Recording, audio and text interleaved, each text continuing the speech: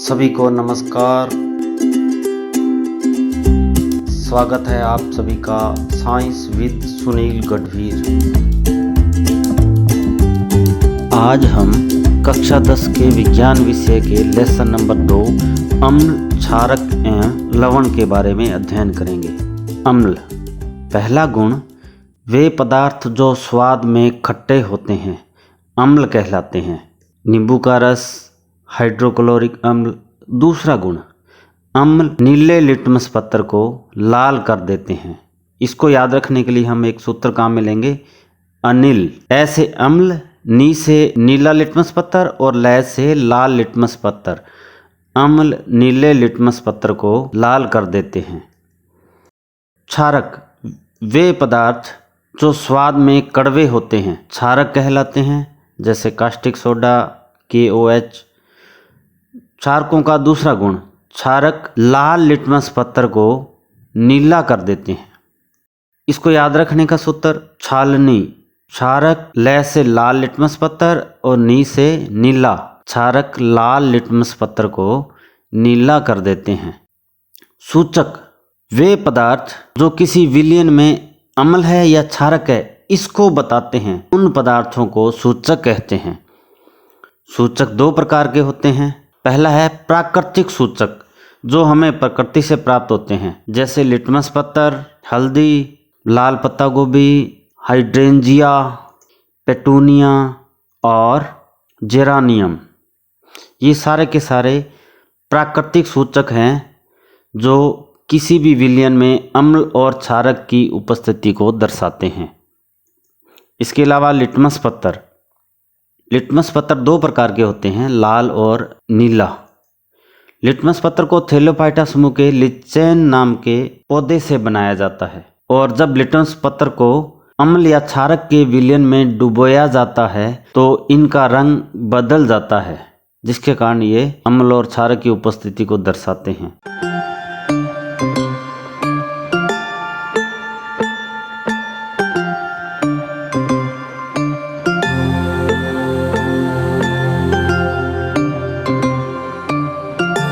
दूसरा है कृत्रिम सूचक, वे पदार्थ जो प्रयोगशाला में बनाए जाते हैं कृत्रिम सूचक, मेथिल ऑरेंज और फिनोल्फ्थलीन।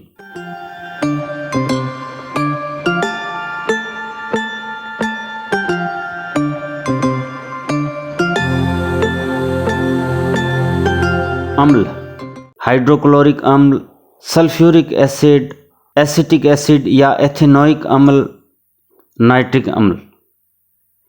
क्षारक, potassium hydroxide, sodium hydroxide, magnesium hydroxide और कैल्शियम हाइड्रोक्साइड, ये कुछ अम्लों और क्षारकों के प्रकार हैं। अम्लों व क्षारकों के रासायनिक गुण। पहला है अम्लों की धातु से अभिक्रिया। इसके लिए हम एक प्रयोग करेंगे। यह जिंक धातु है और इस परखनली के अंदर हम सल्फ्यूरिक अम्ल H2SO4 लेते हैं। इस अम्ल के अंदर इस जिंक धातु को डालते हैं। जिंक और सल्फ्यूरिक अम्ल के बीच में रासायनिक अभिक्रिया हो रही है। ये जो आपको छोटे छोटे बुलबुले दिखाई दे रहे हैं, ये हाइड्रोजन गैस के बुलबुले हैं, अर्थात अम्ल और धातु आपस में अभिक्रिया करके हाइड्रोजन गैस का निर्माण करते हैं। इस अभिक्रिया में बनी हाइड्रोजन गैस की जांच करने के लिए इस परखनली के ऊपर जलती हुई तीली लेकर जाते हैं, तो वह फट की आवाज़ से जलती है। इस परखनली में शेष बचा हुआ पदार्थ जिंक सल्फेट है। हमने अम्ल और धातु की अभिक्रिया करवाई थी और इसके फलस्वरूप लवण और हाइड्रोजन गैस का निर्माण हुआ। सल्फ्यूरिक अम्ल और जिंक की अभिक्रिया से जिंक सल्फेट और हाइड्रोजन गैस बनती है। अम्लों की धातु से अभिक्रिया को हम एक अन्य प्रयोग से समझ सकते हैं। एक परखनली को स्टैंड से कसते हैं तथा उसमें एक कोरक लगाकर कोरक के अंदर एक प्रवाह नली को लगाते हैं। अब इस प्रवाह नली के दूसरे सिरे को एक बर्तन के अंदर साबुन का घोल बनाकर उसके अंदर छोड़ देते हैं। अब इस प्रणाली में सल्फ्यूरिक अम्ल डालते हैं तथा इस अम्ल के अंदर जिंक के कुछ टुकड़े डालते हैं। जिंक के टुकड़े डालने पर सल्फ्यूरिक अम्ल तथा जिंक के अंदर रासायनिक अभिक्रिया होनी शुरू होती है तथा इन दोनों की अभिक्रिया के फलस्वरूप हाइड्रोजन गैस निकलती है और यह गैस प्रवाह नली से होते हुए साबुन के घोल में जाती है और साबुन के घोल में यह गैस साबुन के बुलबुलों के रूप में बाहर निकलती है। जब इनके पास हम जलती हुई तीली लेके जाते हैं तो यह बुलबुले फट की धमनी से जलते हैं। तो इस प्रयोग से सिद्ध होता है कि अम्ल और धातु की अभिक्रिया के फलस्वरूप हाइड्रोजन गैस बनती है और इस अभिक्रिया का डायग्राम इस प्रकार से होगा।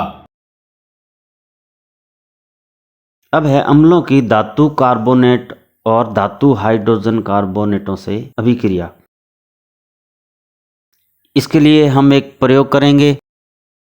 इस बीकर के अंदर ये हाइड्रोक्लोरिक अम्ल है और इसके अंदर मैं ये मीठा सोडा डाल रहा हूँ। तो ये देखो इसके अंदर अम्ल और धातु हाइड्रोजन कार्बोनेट, जिसको मीठा सोडा बोलते हैं, दोनों आपस में अभिक्रिया कर रहे हैं।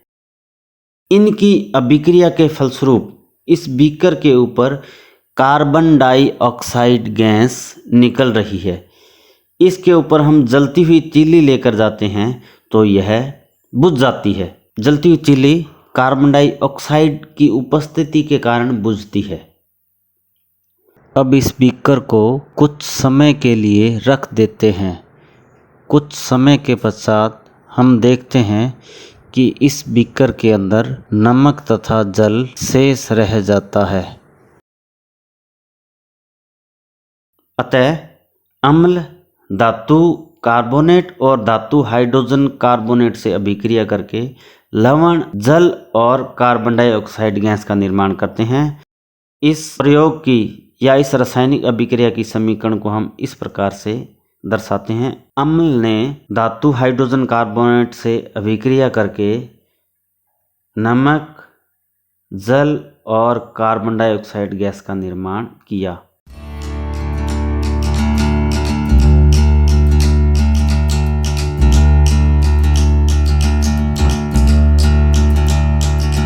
अम्ल व क्षारक की अभिक्रिया, यह एक प्रकार की उदासीनीकरण अभिक्रिया होती है, जिसको कि लेसन नंबर 1 में मैंने प्रयोग के द्वारा बताया था।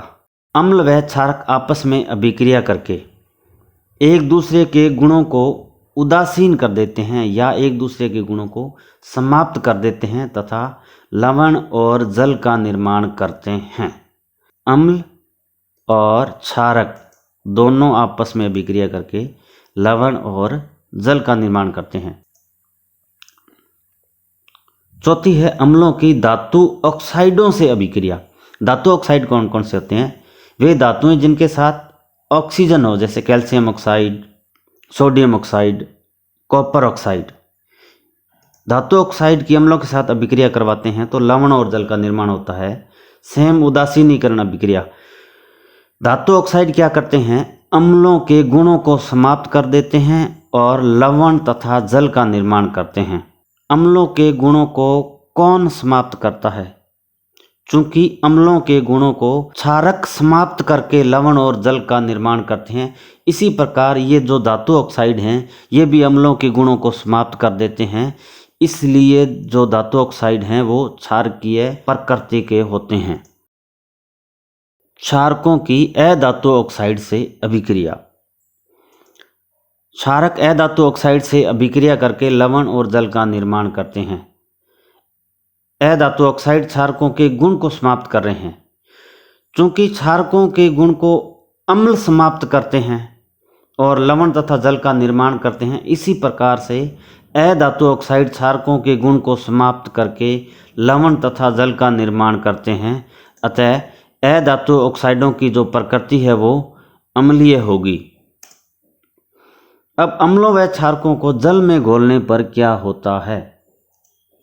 जल के अंदर ये जल के अणु हैं और हम अम्ल लेते हैं, अम्ल के अंदर पीले और लाल रंग में अम्ल को दर्शाया गया है।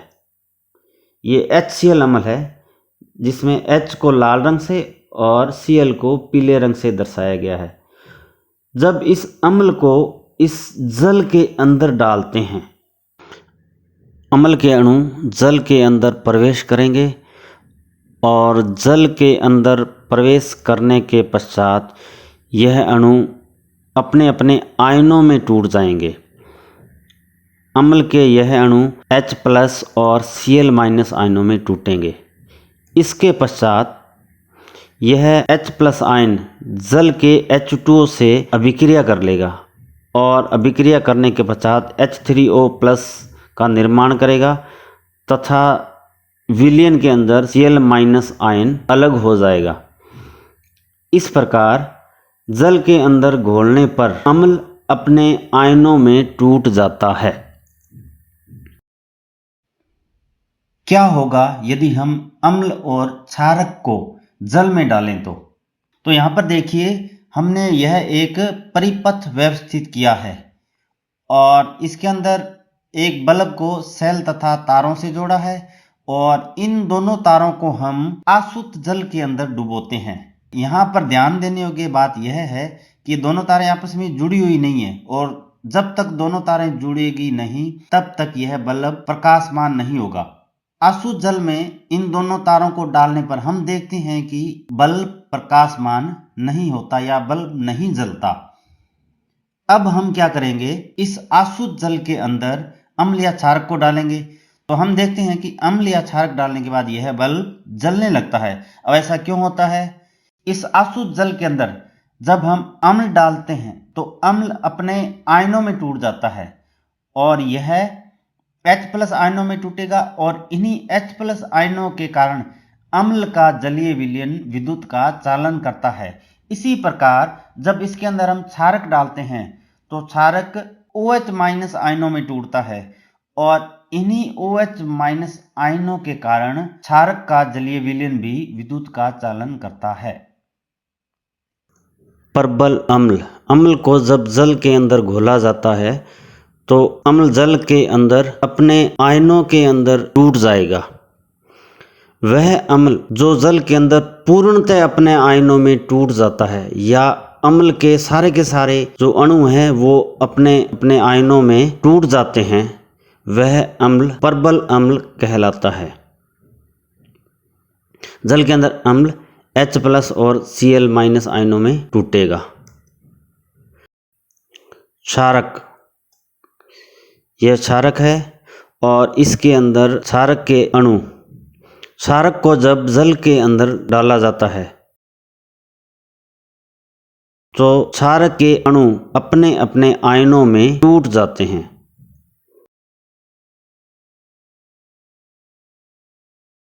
क्षारक के अणु Na+ और OH- आयनों में टूटते हैं।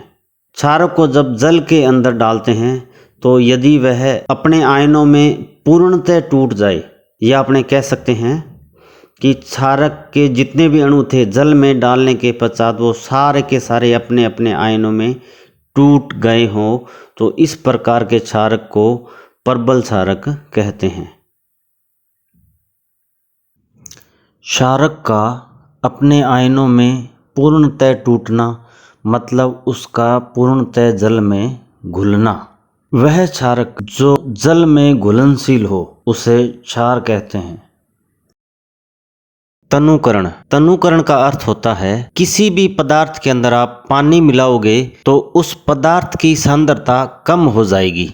जैसे दूध के अंदर हम पानी मिलाते हैं तो दूध की शुद्धता कम हो जाती है।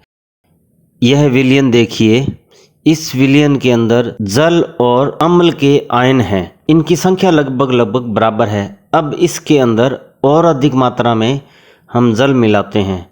जल मिलाने के पश्चात हम देखते हैं कि जल के अणुओं की संख्या बढ़ गई और अम्ल के आयनों की संख्या कम हो गई, या हम कह सकते हैं कि यह विलयन तनु हो गया। अर्थात जल में अम्ल या क्षारक मिलाने पर प्रति इकाई आयतन में आयन की सांद्रता में कमी आती है। इस प्रक्रिया को तनुकरण कहते हैं। जल के अंदर अम्ल या क्षारक घुलने की प्रक्रिया अत्यंत ऊष्माक्षेपी प्रक्रिया है। जब हम जल के अंदर अम्ल या क्षारक मिलाते हैं तो हमें लगातार जल को हिलाते हुए धीरे धीरे अम्ल या क्षारक को मिलाना चाहिए, क्योंकि जल में शानदार अम्ल या क्षारक मिलाने के कारण जो मिश्रण बनता है वह आस्फित होकर बाहर आ सकता है और जिसके कारण आप जल सकते हैं।